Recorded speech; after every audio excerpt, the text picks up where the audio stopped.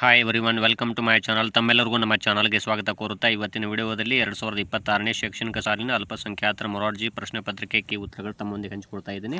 ಇಲ್ಲಿ ನೋಡ್ಬೋದು 41ನೇ ಪ್ರಶ್ನೆ ಇದೆಯಲ್ಲ, ಇಲ್ಲಿ ಸಿ ಆಪ್ಷನ್ 123.43 ಆಗುತ್ತದೆ. ಮತ್ತು 4ನೇ ಪ್ರಶ್ನೆ ಇಲ್ಲಿ ಕೂಡಿಸಿ ಅಂತ ಕೊಟ್ಟಿದ್ದಾರಲ್ಲ, ಇದು 17,772.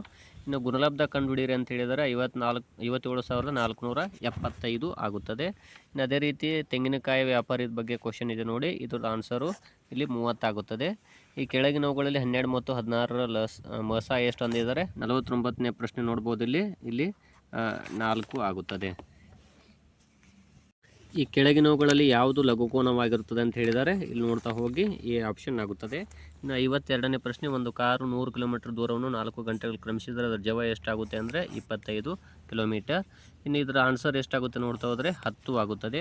ಇನ್ನು 1.5 kgಯನ್ನು ಗ್ರಾಮ್ಗಳಲ್ಲಿ ಅಂದರೆ 1500 ಗ್ರಾಮ್ ಆಗುತ್ತದೆ. ಈ ಕೆಳಗಿನಲ್ಲಿ ಯಾವ ಸಂಖ್ಯೆಯನ್ನು 3 10ರಿಂದ ಕಳೆದಾಗ 269 ಬರುತ್ತೆ ಅಂದರೆ 49 ಆಗುತ್ತದೆ. ನೆಕ್ಸ್ಟು